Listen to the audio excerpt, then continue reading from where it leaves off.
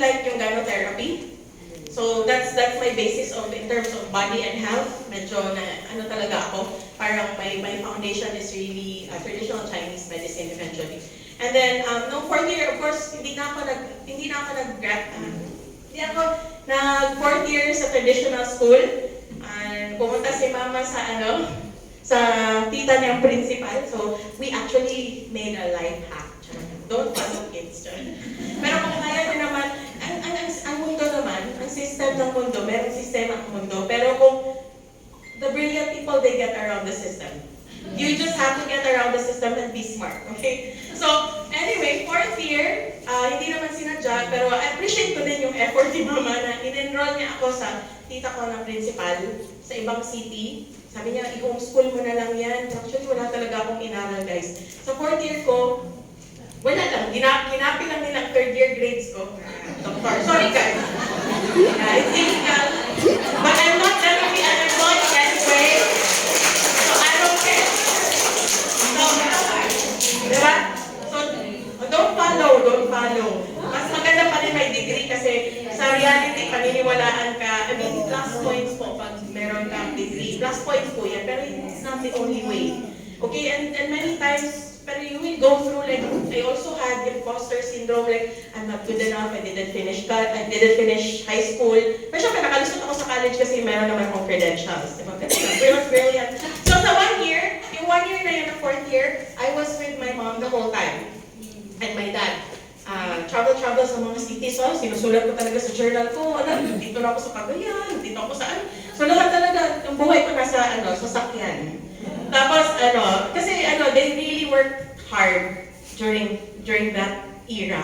And until now, still work hard, pero different work hard. Different hard work. But it was, traveling and all of that stuff. And then, na-expose ako sa mga people, okay. Tapos, I asked questions. Nagtatanong ako, parang ito lang ba yung only way? Ano pa yung pwede kong ma-support sa DXN? Ano pa yung other ways? Why do people, ano yung mga concern ng mga tao? I begin to become interested with people and their minds, okay, eventually. So, nung nag-graduate ako, so, yun, nagpa-normal ako ng college. Sabi niya, sige, kailangan ka na Hindi ko din naiintindihan, bakit kailangan ng college? Ano pala yung college? Yung college pala is, late ko na na-realize na kung anong pipiliin mo na course, yun pala yung career path. At that time, mahilig ako sa computer. Si mama, ang suggestion niya na course ko is accounting. Kasi syempre, money, sabi niya, accounting is very flexible. Pwede ka maging business owner, pwede ka accountant, you will earn, tama naman.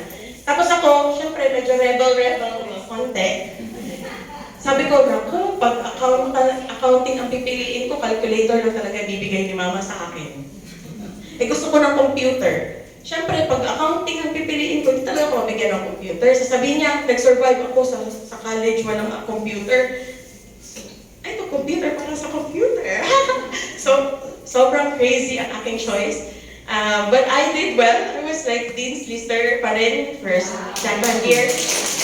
Siyempre, ang ganoderma, di ba? Kailangan, ganoderma every time man. So, ang brain is better. Tapos, eventually, I chose a course na 3 years lang siya. Siyempre, I don't like going to school that much. But I'm perennial learning from everyone. Not education na yung normal, but I do weird education. Yung mga ganitong education, I like learning. But then, mga normal ways, no. So anyway, yun, I graduated and then eventually it was push and pull about, wow, gusto ko talagang DXN, but I don't like some of the ways. But it was eventually choosing paano ko i-match ang aking personality sa DXN, but not pushing so much, but also learning kung ano yung mga ways na pwede ko i-disiplina ang aking sarili to become a business person. So, eventually, syempre, na-try ko na yung flyers, sabi ko ba, ikaw ang ambassador ka, tapos makita ang anak na nagpa-flyer, maniniwala pa sila. So, syempre, hindi talaga ako pwede sa flyering.